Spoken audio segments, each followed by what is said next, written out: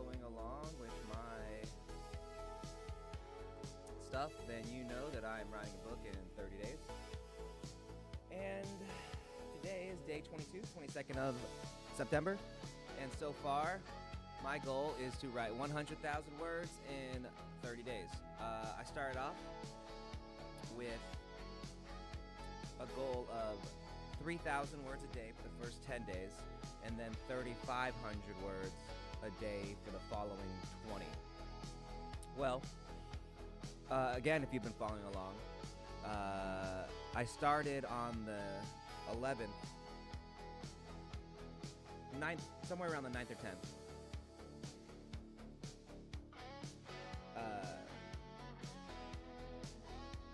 Somewhere around then, and started recording audio, speech to text, and I just doubled my output, basically. I've doubled my output. So my goal now has been like 5,000 plus words a day, which I've done. And currently, this is my main copy here. Let me take my picture away. This one here, and I'm at 43,304 words. Now that's some editing here has to be done, but my other copy, this is the one I'm putting my speech to text in. I call it my rough copy, and I'm at 50,929. So I'm at 94,000 and change.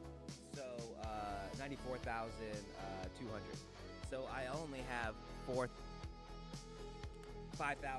so less than 6,000 words left to do. So after today, I'll record speech to text a few more times, probably another 2,000 to 3,000 words, if not more, and I'll be done tomorrow. 100,000 words. I use 100,000 words because it's an easy way to break it down. 1,000 words is 1%, 100,000 words is 100% done. And if you look at most novels, they're between 80 and 120 words usually, and 100,000 is a good happy minimum. I've also found that, except for your hardcore statistic readers and the people who are really into your genre, there is a attention span deficit that kicks in around 100 to 120,000 words, and unless your writing is really, really good, you know. So anyway, that's why.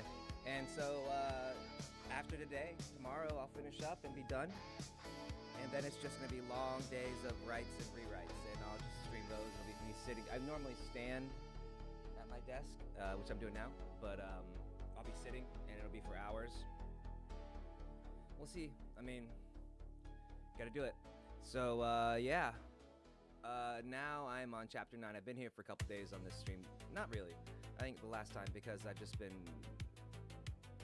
streaming to text and doing stuff off the stream. I have family stuff I've been doing, so yeah. I think I need to do something here. Anyway, I'll talk about that in a minute. Anyway, writing tip, just keep working. Like I said, I've been working every day, and I am a writer, not a streamer. Writers do streaming, and yeah. Besides that, what else? I think my microphone is pretty low.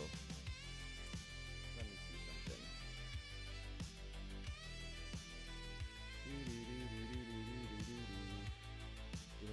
Doing the thing. All right. Where's my OBS? There it is. I think I need to get a new microphone.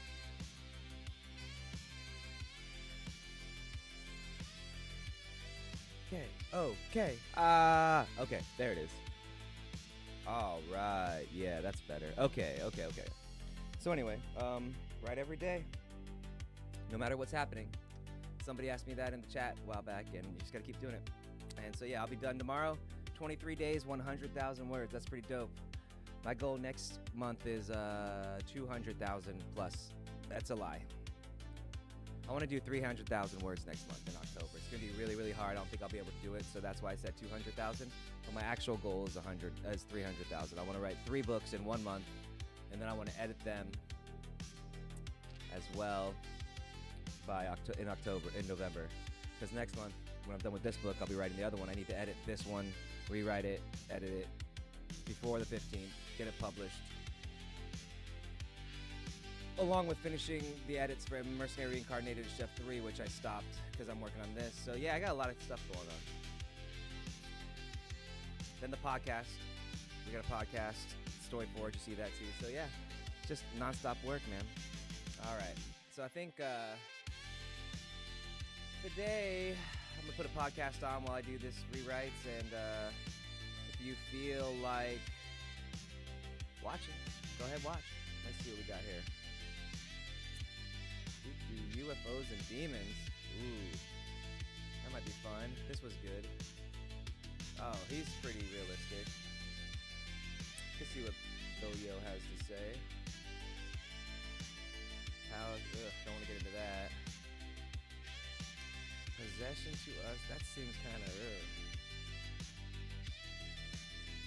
Oh, I am in the 3i Atlas.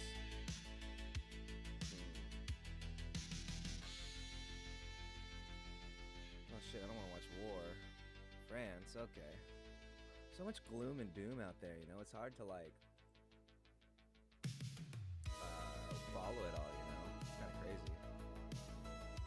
But, you know, what are you gonna do? What's up, We're EK3Y? Thanks for following. What's up, Twitch? Thanks for watching. We're EK3Y. Oh, I should probably do that. There we go. So, yeah. All right. How tiny comment? No. Yeah, let's watch something. Jesus Christ, there's so much gloom in here. Let's do,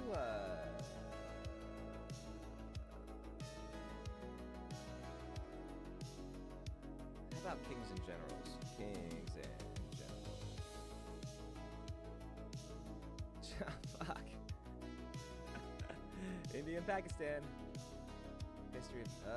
Man, everything is just, like, intense. Even Metatron. I've been watching Metatron. He's intense right now, too, man. Everything's just so... What about, well... It took electricity. Let's just... What's the world... Oh, this is... I wasn't wanting to watch this. History suppressed. Let's watch that. That'll be fun. I like this guy. He's out there. Out there's cool. Even the Matthew McConaughey stuff is intense, man. Everything is just so intense right now. Like, you just gotta unplug from the world. I bet you Louis C.K. and Theo will be intense. That might be good. That might be good. Let's start with this. Here we go. To what we're seeing, you can't help but be... You know, one of the great pleasures, as you might have... All right, this is, he's all about, like, some lost civilization stuff. Like, he's like the new Graham Hancock for kids. For me, I guess.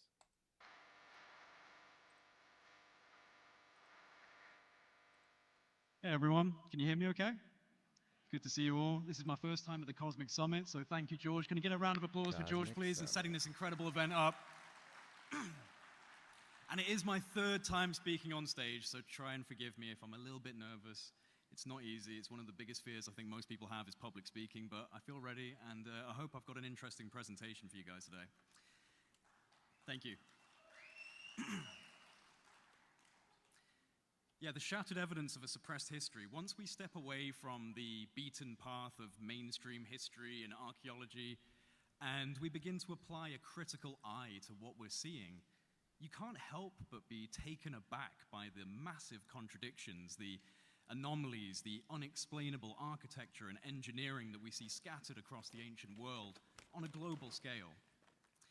What I want to do today is present some incredible examples of how the mainstream interpretations of history, linear development and human evolution are severely lacking in their ability to explain these anomalies. Once examined with the appropriate scrutiny, we begin to see a particular form of laziness that masquerades as academic sensibility and educated opinion, but in reality, what we're seeing is an avoidance of problematic elements in the models that we've been used to explain our world and explain our human story. These models are broken, and when we reveal the shattered pieces that have been left behind on the wayside, we're called conspiracy theorists and pseudoscientists, and yet these anomalies do exist, and they demand a real explanation. So I want to take you through as many anomalies in history as I can in the short time I have with you today. Hopefully, you'll come across some things you've never heard of before, and perhaps I can leave you questioning the narratives we're being given on what our ancestors were actually capable of. So let's start with something that I think many of you will probably be familiar with, the Antikythera mechanism. This was discovered in 1901 by sponge divers off the coast of the island of Antikythera between mainland Greece and Crete. Estimated to have been built around 100 to 200 BC, this intricate device is often called the world's first analog computer. It's believed to have been used to predict celestial events like eclipses, planetary motions, and even the timing of the Olympic Games. But what makes it a profound anomaly is the unprecedented complexity of its bronze gearwork. This complex device uses differential gearing. Now, differential gearing shouldn't have existed in the ancient world of Greece. This type of gear precision would not be seen again until the development of complex European astronomical clocks in the 14th century. So that's over 1,300 years before that period. So this mechanism forces a radical reconsideration of ancient technological capabilities and suggests that high-level mechanical knowledge was developed, then somehow lost to history. And we don't see these mechanisms widely distributed through ancient dig sites and dive spots in Greece. It stands quite simply as a singular anomaly, and yet it exists.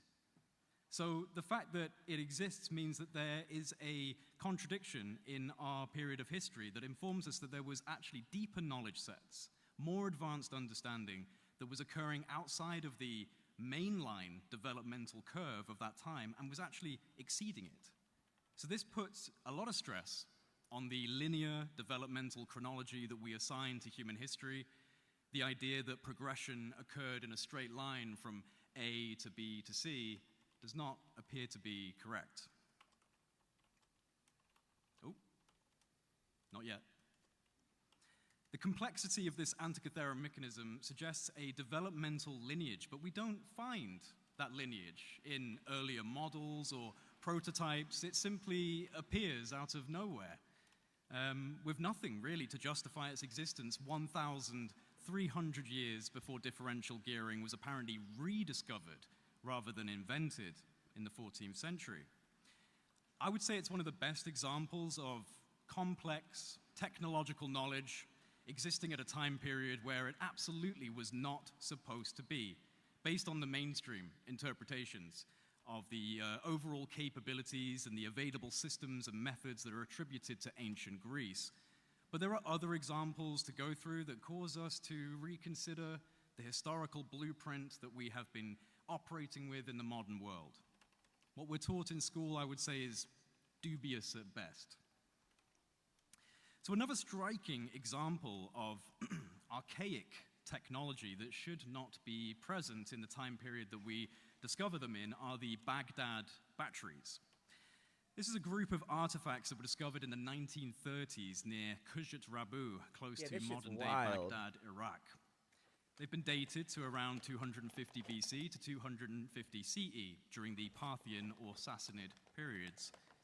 Each of these objects consists of a clay jar containing a copper cylinder, watch a podcast, an iron rod. Write a book, These were then do sealed other shit at with the same time, asphalt, then you don't have ADD, and when I don't wanna filled hear with shit, an watch something acidic else. liquid like vinegar or lemon juice, modern experiments have shown that these vessels can Can't focus actually your attention produce between a 9 small fucking things at the same electrical time. charge, around Fuck off. 0.5 to 1 volts. Now, that's not much voltage, but it can have practical uses, suggesting that these jars may have functioned as early galvanic cells and could have been used to perform electroplating on metals. So electroplating is the process, let's make sure, there we go. Electroplating is the process of using an electric current to deposit a thin layer of metal like gold or silver or zinc onto the surface of another metal object. It involves submerging both the object that's going to be plated and a piece of the metal to be deposited into an electrolyte solution, and then running a current between them. So if the Baghdad batteries were filled with an acidic electrolyte like vinegar, the copper and iron components could act as electrodes, producing a low voltage current. And so by connecting the battery to a metallic object that's submerged in a solution containing metal ions, like for example silver nitrate, this current could actually cause the metal from the solution to gradually coat the selected object. The functionality of these 2,000-plus-year-old jars as simple batteries has actually been demonstrated repeatedly in laboratory conditions. And so, once again, we come across an anomaly in the ancient past, not widely distributed across the local cultures and civilizations of that period, but it exists.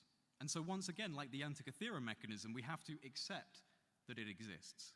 And this, by default, means we have to accept that more advanced capabilities were present in ancient times than our current models of history give credit for. Now, this is a really weird one. Hands up if any of you have seen this before. A few of you. Okay, good. I'm back. This beautifully crafted, ornate, 4th century goblet is called the Lycurgus cup. And it's the earliest known example of the implementation of nanotechnology. How is this using nanotechnology? Well, you'll notice in these images on the screen that the cup displays itself in a series of striking color schemes. Under normal light, it appears opaque green. But when light passes through it from behind, it suddenly glows a rich, vibrant red. Now, this effect is called dichroism, but it's not just artistic, it's highly scientific. Modern analysis of this cup, which is currently being housed in the British Museum in London, revealed that whoever was responsible for creating this cup had somehow suspended nanoscale particles of gold and silver about 50 to 100 nanometers wide within the glass matrix. These nanoparticles interact with light in complex ways and create something called surface plasmon resonance. The scattering and the absorbing of different wavelengths depending on how the light hits the surface. And this is what causes these unique color shifts. Now here's the thing, to create this effect intentionally, one would require an understanding of particle size, light behavior, and metallurgy that modern science only began to unravel in the 20th century. Yet this cup was made in the 4th century and predates the discovery of modern nanotechnology by about 1,600 years. So this is a happy accident, perhaps, or a lost branch of material science? Well, when we begin to connect the dots, rather than treating each of these anomalies as if they were in a vacuum on their own, you begin to realize that, it's not just one example or two examples or three examples of some form of high technology. There's actually countless examples, from ancient computational systems and archaic batteries to potential nanotechnology. The list continues on. Like this next one, for example, this is very interesting, Roman concrete. Specifically a certain variant of Roman concrete that has self-healing properties. Oh yeah, I do this. I talk about over time. Roman concrete in my books, but it's because The of the standard ash and concrete stuff that in we it. use in modern construction doesn't hold a candle. Although It's there far is older this and idea more that fascinating methodology. ancient China Excuse put me. rice water in their concrete, bit of water, and it yeah. added gluten, and gluten made it like malleable, so it could defend. It held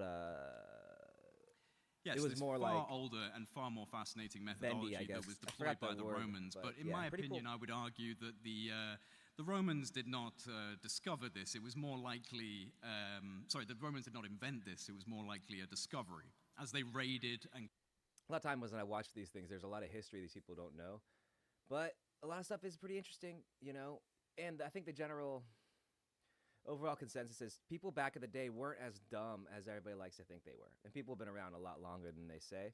So there's that. I don't know about all the rest. conquered the old world and gathered knowledge from times long before their own history began, much of which I would say is now safely tucked away in places like the apostolic archives of the Vatican Church. This concrete, known as opus cementitium, contains a unique blend of volcanic ash, lime, and seawater. But what truly makes it extraordinary is a natural process called pozzolanic reaction. Over time, especially in marine environments, This mix doesn't just resist decay, it actually grows crystalline structures that reinforce the concrete, sealing cracks and regenerating its own structural integrity. So in short, it gets stronger as it gets older, it gets stronger as it gets damaged.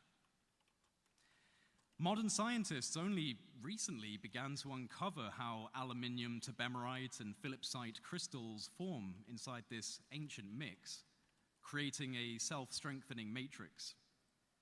Now, it was only in 2023 that scientists over at MIT were able to recreate this concrete in modern times, but even still, they had to use a synthetic variant. They could not replicate the exact recipe that the Romans were utilizing. So what does that tell us? Either that the Romans stumbled upon this by chance and mastered its use through trial and error, or perhaps they inherited this technique from a much earlier civilization with a deeper, more intuitive knowledge of material science. And we should now move on to something else that the Romans are attributed for, but I will argue until I'm blue in the face on this issue that there is no way that first century Romans were capable of what you're about to see. Baalbek, Lebanon, the stone of the pregnant woman, weighing around 1,100 tons of pure limestone, absolutely colossal in scale. In the same quarry, we have the stone of the south. This one weighs in at about 1,242 tons of Jurassic limestone. And then we have what is called the third stone. This is in fact the heaviest megalithic block ever quarried, and it weighs in at around 1,650 to 1,800 tons. Now, it's hard to imagine what the intended purpose of these blocks could have been, and admittedly, these blocks never left the quarry site. However, 500 meters up the road, give or take, is a site that mainstream archaeologists and historians have assigned to first century Romans, the Temple of Jupiter. Now, it's certainly true that much of this temple was constructed by the Romans in the first century, but just like so many other areas around the world, whether it's Egypt or Peru or anywhere in between, what we see here is, in fact, in my opinion, and the opinion of many others, an example of discovery and reconstruction. The Romans found a ruined temple and its foundations, and they built their own temple upon it. And why can we say this? Well, we can say this because of the trilithon stones. These are the trilithon stones. The reason this is true, if you've been to Rome, 3 stone and you go blocks to when they built that have been lifted the approximately oldest 30 feet above the ground.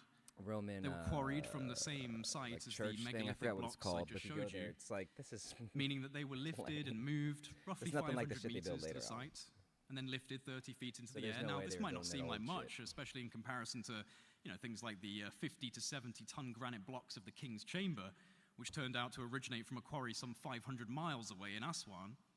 Nevertheless, we're still talking about blocks of up to 1,000 tons.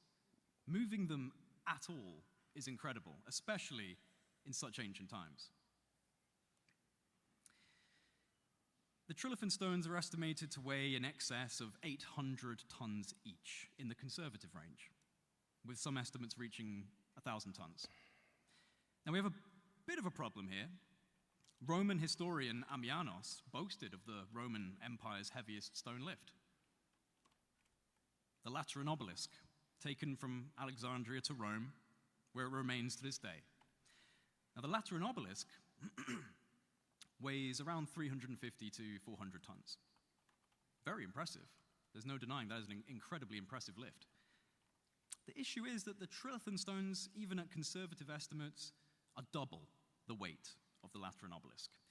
And yet, the Romans never documented this. They never spoke of this incredible feat of moving 800-ton stones. Do you find that strange? I find that strange. They documented all of the things that they were extremely proud of. But they didn't talk about this. And to give you an even better perspective on it, in order to lift and place the Baalbek trilithon stones as they appear 30 feet high and fitted with tight precision in the modern era, you'd need one of the largest cranes in the world, such as the Liebherr LR-1300 or the Sarens SGC-250. combined with cutting-edge engineering, GPS-guided control, and an elite crew. Even then, it would be an extraordinary feat. And yet, mainstream archaeologists and historians will insist the first-century Romans achieved these lifts. Just some more examples of the kind of cranes that we would expect to be used for this type of lift, and then this is what we're told they used. Okay? Wooden cranes and pulleys. It makes no sense. It makes absolutely no sense. Once again, our models for history are broken. And we can see where the Romans did their work. Admittedly, fantastic work. But it is simpler, and the blocks are far smaller. All around the Baalbek Temple region, and by the way, these screenshots were done by an individual who runs a YouTube channel called Megalithomania. He is here today, and I do apologize, my bro. I have forgotten your name. I'm so sorry. But Megalithomania is the YouTube channel where I got these screenshots from, and he went around Baalbek Temple. Fantastic video, so make sure you check them out. All around the Baalbek Temple region, we see these scattered and extremely weathered remains of truly colossal blocks that seem out of place in comparison to what is clearly the smaller scale work of the Romans that discovered these far more ancient and megalithic foundations and ruins. If the Romans were responsible for this, they would have said something. These trilithon stones and the foundations of the temple itself, alongside these truly gigantic blocks in the quarry nearby, were not made by the Romans. I think it was common knowledge back in the day that this was It is not yet another whoever's example it was. of It was like, oh, this is ours. colossal Whoever's it was, you know? architecture that I think they would just attributed argue it to whoever it was. stretches That was back a couple over thousand years ago. 12,000 years. So that knowledge is probably a couple And thousand years older this than work that, you may know? have been abruptly stopped by the rise in global sea level and geological traumas that we assign to the Younger Dryas period of 12,800 years ago. That might explain why those blocks never left the quarry. And there are many examples across the world of ancient foundations using hundreds of tons worth of stone, showing extreme degradation and damage, evidence perhaps of a global cataclysm that is spoken of across the world, represented by over 200 different cultures. This place is fascinating. This is Tanis in Egypt. Clearly once a thriving hub of the ancient world, it now stands as a site of unimaginable destruction. Its remnants are buried beneath layers of desert sand, rarely explored, and to be honest, only minimally excavated. Tanis remains a sleeping giant in the world of Egyptology, hiding what might be one of the most compelling cases of catastrophic damage in antiquity. What's been uncovered so far paints a chilling picture. Scattered ruins bear unmistakable signs of intense, high-energy impact and thermal trauma that defies conventional I've been there. I went there in '95. explanation. I used to live in Saudi Arabia, and I went there in '95 with my dad, and back then you could go on everything, and I climbed the Great Pyramids of Giza. Khufu, the biggest one, got to climb. I have pictures of it, and it's fucking trashed, eh? And then these places, yeah, everything's been fucking messed up, dude. You can tell that there was a lot of shit done, and it wasn't by these weak-ass fucking medieval ancient people. There had to be something to do that much damage. I've seen damage done by, like, hammers and shit, you know? Anyway.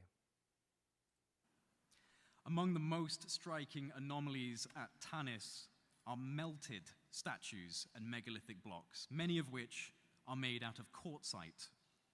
Quartzite is an incredibly hard stone with a melting point of approximately 1,700 degrees centigrade, a temperature that exceeds that of volcanic lava.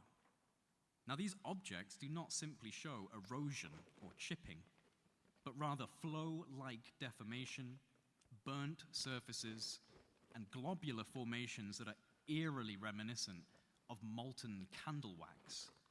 The implications are profound. Really, only a sudden and extraordinarily high heat event could produce this kind of damage. And yet, no volcanoes exist in this area, and in typical form, the mainstream historical record does have no suggestion for the sources of what caused this destruction. They don't address this. And like I said, minimal excavation. It's really not being looked at very deeply at all, Tanis. This isn't an isolated phenomena. Similar patterns of stone vitrification, melting, and intense heat damage have been identified at other ancient sites around the world. Some of these images are from Brian Forrester in Peru, also areas in Turkey and parts of the Middle East, all hinting at a shared signature of something unfathomably powerful and destructive. It should make all of us consider the ancient stories, once again, that are represented across over 200 cultures worldwide, of global destruction, global reset. It seems ever more likely that we are the traumatized offspring of this bygone era, now picking up the pieces of our ancestors' story, trying to make sense of it. Then we have these strange signatures, I'm sure a lot of you have seen. They're present all over the world where megalithic, multi-ton stone building projects are found.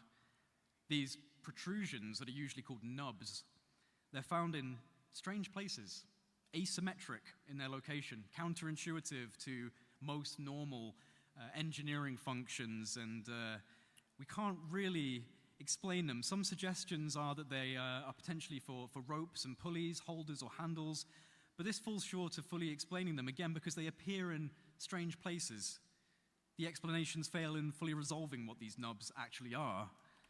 Personally, one of the most interesting theories to me, and one that I think may actually hold a level of weight, is the idea that this is evidence of softening the stone. And what we're seeing here is the leftover mark from where a tool has been pulled out of the stone, possibly a form of injection mold. You think about piping cream into a donut, right? And you have to fill it up. And when you remove the pipe, you get a little nub of cream from the opening well. Well, perhaps that's what we're seeing here, like a spoon being pulled away from soft toffee or caramel and leaving some excess behind.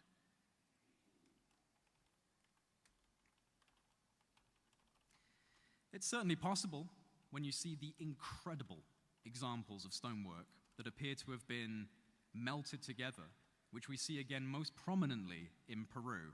There are examples of this anomalous method in other areas of the world, such as the Giza Plateau in Egypt, like Menkaure Pyramid here, but I would argue that Peru has the densest concentration of highly advanced examples of this very, very strange method. Another globally represented pattern with these megalithic structures alongside the stone nubs, these protrusions we just discussed. I just wonder if it's simply like... The stone building method... I don't know if there's a seismologist or something, but if there's like some kind of like just science between building heavier at the bottom and bigger ones up top, that the shaking maybe displaces the waves of the seismic activity, causing structures to stay upright and not get so damaged. It may not be so fucking difficult. The problem with this stuff is most people don't know shit about fuck. They don't know about physics. They don't know about science. They don't know about chemistry. They don't know about just pulleys, plumbing, electricity. They don't know shit about fuck. And I'm not saying this is what he is saying. I'm just saying that's a lot of that. So like you got to really have experts about shit to get together and do things, because just because you're an expert in one thing doesn't mean you're an expert in another. That's why the Christopher Dunn guy is pretty good. Themselves share striking similarities all over the world. It's a method called Cyclopean stone building. And as you can see, we have various countries where it is present.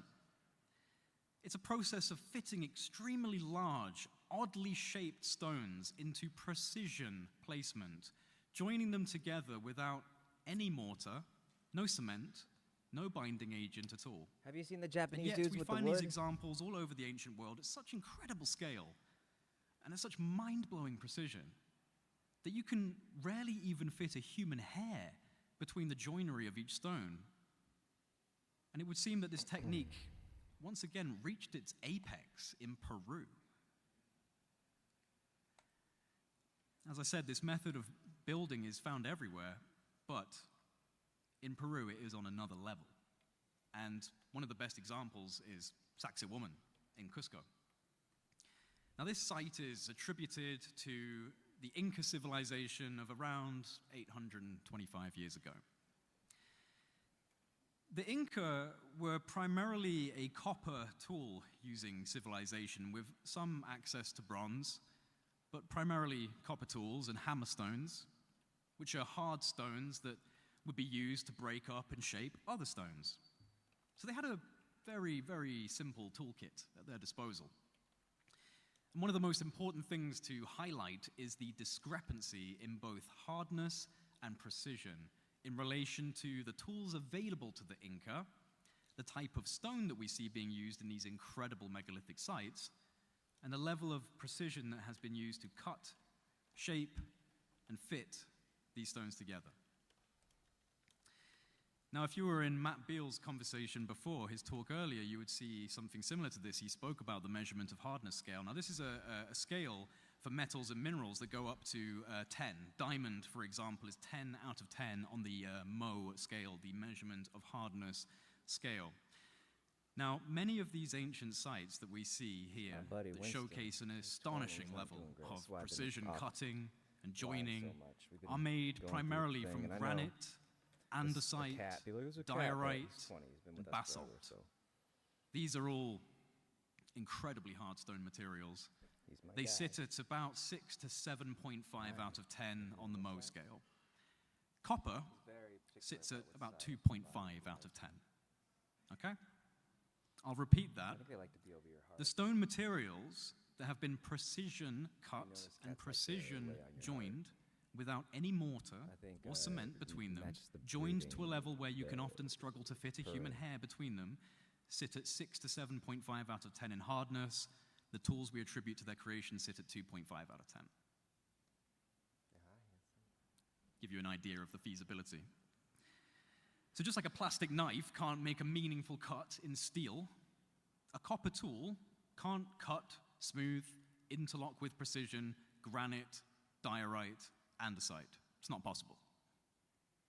So the mainstream will say, well, they did not use their copper tools, they used stones of similar hardness to create these blocks.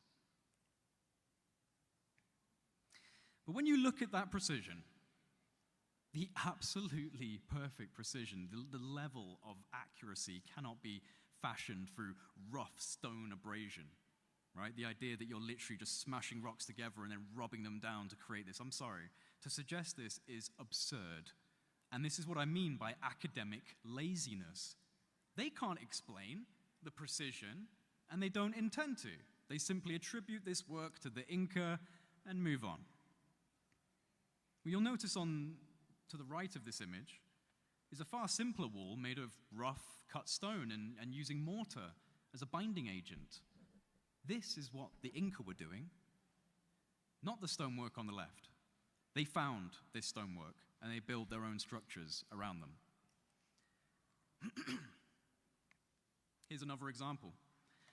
As you can see on the left, we have incredible precision engineering and stone cutting. On the right, we have simple stone walls. Again, there are those that will argue that these are different styles of building from the same culture. This is not logical. This is like comparing a Ferrari to a horse and cart and saying the same tools we use to make both of them. No, what we see in Peru is very good evidence for the Inca finding these places and building around them, trying to preserve them, incorporating them into their own structures. But the difference between the general building style of the Inca and these megalithic works are night and day. And I'm not satisfied with the conclusions of the mainstream. I think they are wrong, and I think the evidence is on my side for this. Also, if you actually go to Peru and you speak to some of the indigenous cultures and you speak to the shamans and the oral keepers of tradition, they will tell you that these buildings were not created by the Inca. They were created by a lost civilization long before their time. It's only the Western historians and archaeologists and who, they go to these places and then they just assign their own narrative to it, and they come back and they teach us, and that's what we regurgitate. But when you actually go to these places, like for example, Graham Hancock went over and speaks to these people, and they will tell you this is from a lost time period.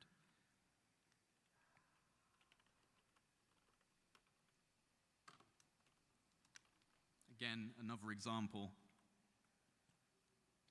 where you can compare and contrast between this extremely simple stone wall building technique of the Inca and the absolute precision, perfect engineering of the megalithic stone building projects who, in my opinion, were created by people present on this planet over 12,000 years ago and lived through a global cataclysm that shattered these civilizations into pieces.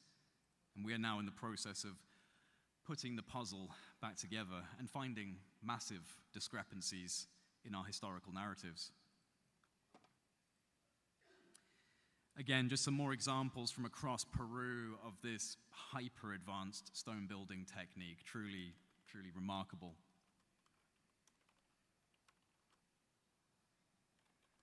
I don't think that should be there.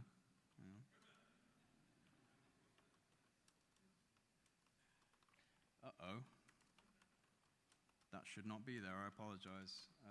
I'm just going to skip ahead real quick just to see where that's going. Sorry about that, guys. I don't actually know why my presentation has suddenly jumped to there. But okay, right, it's okay. It's all right, I'll figure this out.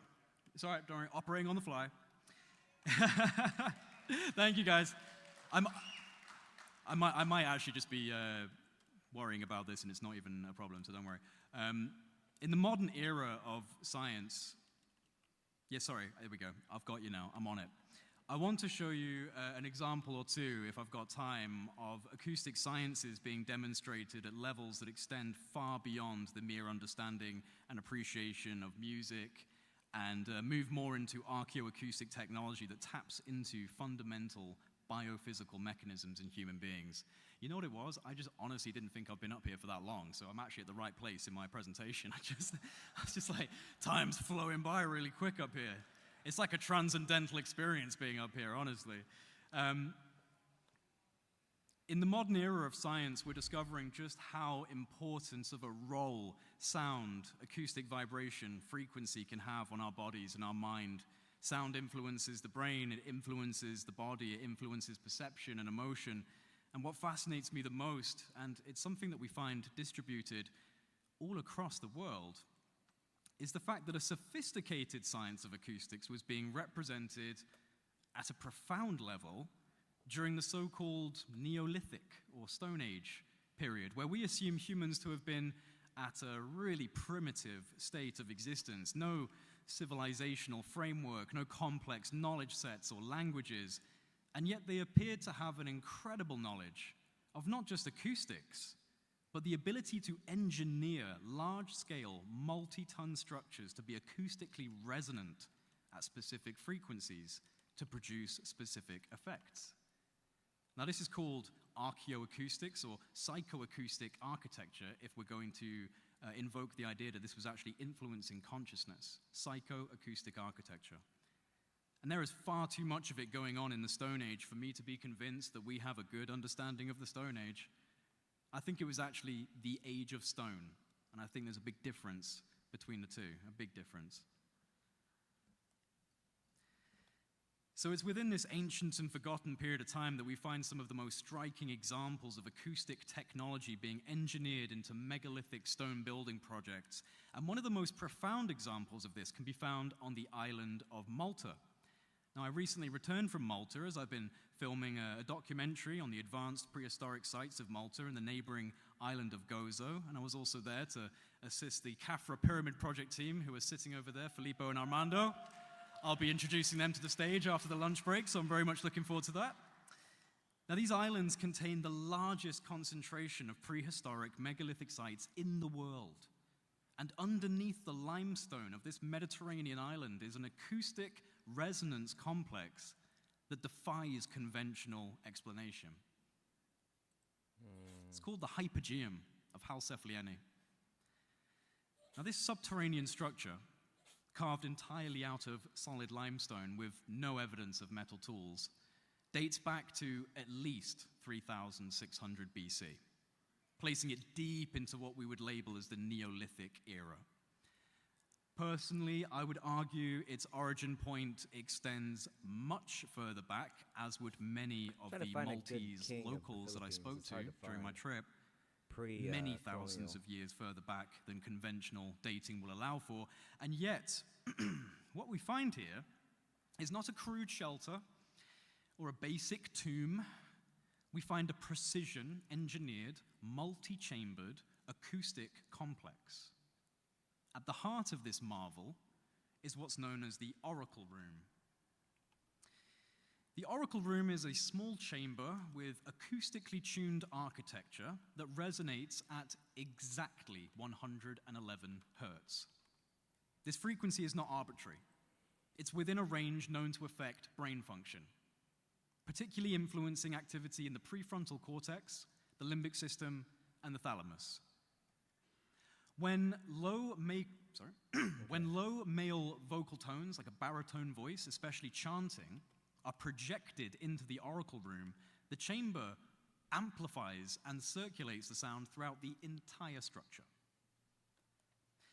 Experiments with EEG sensors have shown that exposure to this resonance can induce altered states of consciousness, including enhanced theta wave activity, often associated with deep meditation, intuition, and non-ordinary states of awareness. Go away, mosquito. In essence, the chamber is not just an echoic marvel, it's a biophysical interface, a device that leverages the natural frequencies of the human body and brain to entrain consciousness, perhaps as part of a ritual, initiation, or healing practice. I'll let you read that real quick. I want to take a sip of water.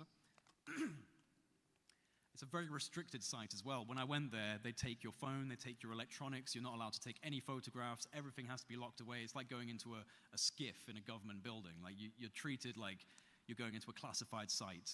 You're only allowed to see, I think, about 20% of the hypergeum, 70% of it is locked off to the public. No access allowed. Moreover, the hypergeum's layout follows a harmonic geometry with curved surfaces and spatial ratios that mirror those found in resonant cavities like the human cranium or the inner ear, suggesting an intuitive or inherited understanding of somatic acoustics. The structure may have functioned as a biosonic chamber, capable of inducing trance states, emotional release, or even facilitating intersubjective experiences during group rituals. So what we have here is not simply an echo chamber or a tomb, although countless skeletons were discovered in the depths of this mysterious complex, and strangest of all, reports of dozens of elongated skulls. Now, one of these skulls is actually on display at the Museum of Archaeology in the city of Valletta in Malta. I have video footage of this skull, which you're seeing still frames of now. And the most important aspect of these particular skulls is the fact that they lack a critical element of the human anatomy. The sagittal suture, which divides the two parietal bones along the top of the human skull. It's a critical component of the skull. As the baby is pushed through the birth canal, the pressure pushes these two parts of the skull together and helps fuse them for the next phase of development. But this is absent in the skull in the Valletta Museum. It's elongated, far beyond standard skull size, but unlike head binding, this formation is not artificially provoked. Whoever this person was, they were born this way, but they were born lacking a critical component of human skull development. And yet this is an adult skull. It's not an infant. So they were alive and well at some point in time, but with a non-human or a very non-typical human skull.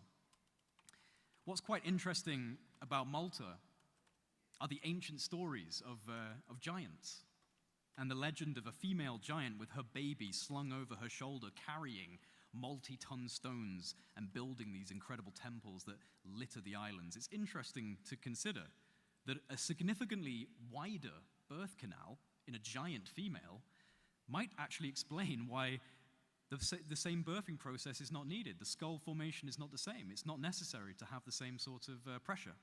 I'm not saying that's the case, just putting it out there, and the Maltese legends speak of this kind of stuff. And giants are not just restricted to Malta.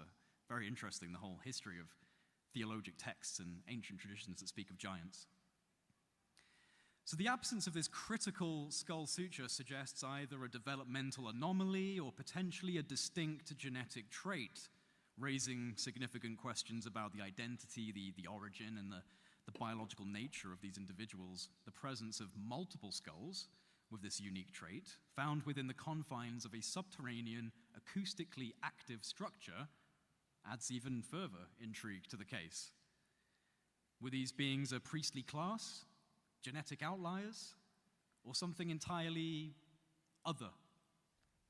When you combine the skull findings with the biophysical and psychoacoustic properties of the hypogeum, the precisely tuned 111 Hz resonance, the harmonic architectural scaling, and the evidence for multisensory ritual induction, you're no longer looking at burial chambers.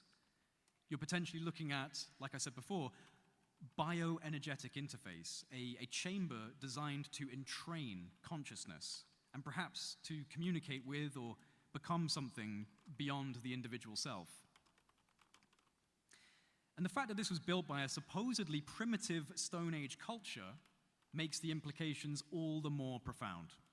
It forces us to ask just how much of our history, just how much of our civilizational blueprint has been lost and also hidden away from us.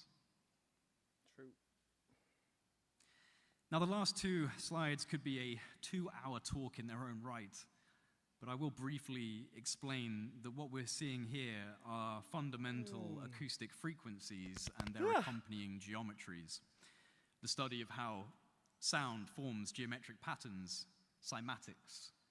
And what we see in the geometries created by various frequencies is an uncanny, striking, weird level of similarity between the geometric signatures created by acoustic vibration and the artwork and overall engineering design of sacred temples, cathedrals, churches.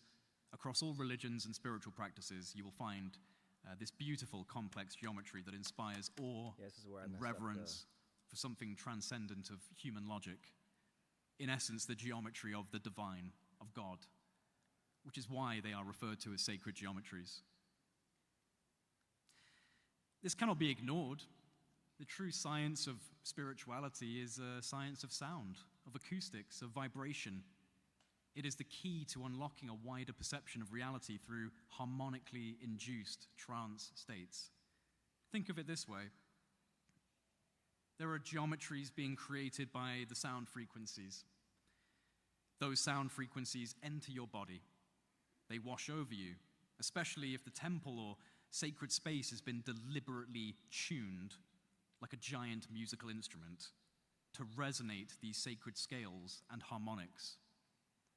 So think about what's happening inside you when these harmonics are reverberating through your bone structure, through your blood, through the water in your body. These geometries will be occurring on a micro-scale level within you.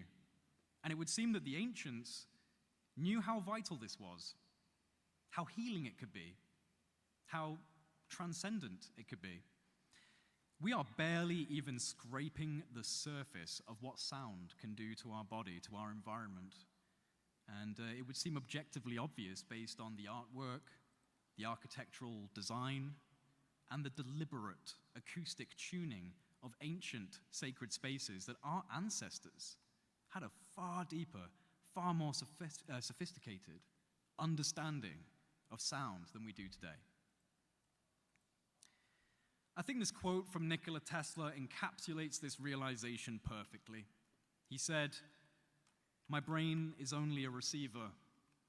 In the universe, there is a core from which we obtain knowledge, strength, and inspiration. I have not penetrated into the secrets of this core, but I know that it exists."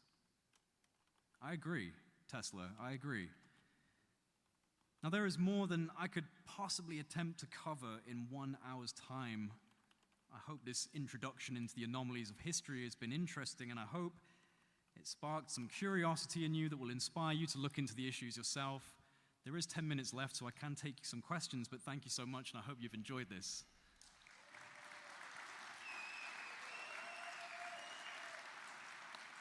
Man, I wish that Thank you. Civilization 7 didn't suck so hard. Oh, man. You know, if I could do one thing besides... No, I can't say that, but it really upsets me, and it shouldn't, and I've let it, that they ruined Civ 7. Like, But maybe I should thank God for it because I'd waste hours of my day on it and I wouldn't get any writing done. So there's that. So maybe it's a blessing in disguise. Thanks for ruining Civ 7 developers. Thank you for ruining the game I was waiting years and years for. I appreciate it. You guys are awesome.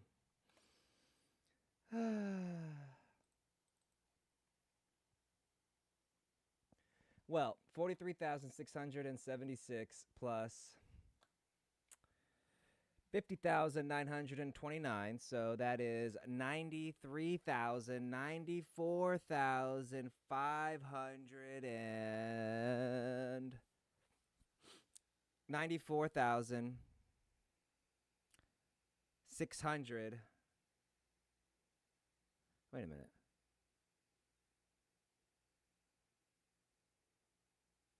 Oh. 95.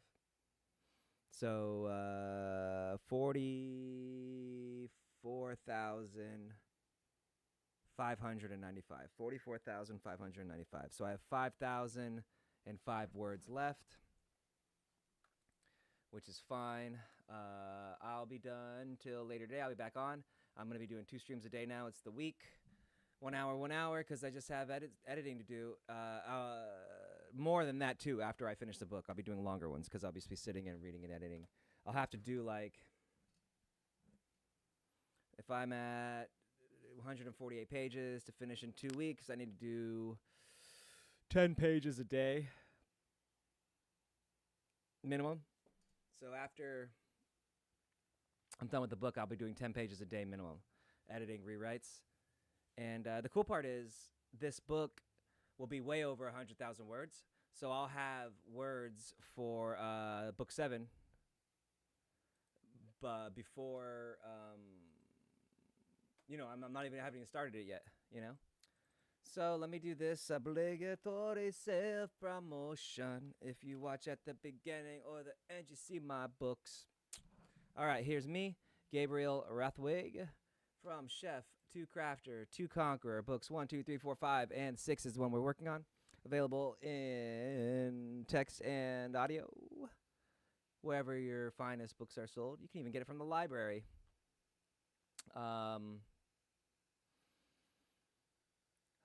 So tired. All right, let me go check the things and see if anybody's watching.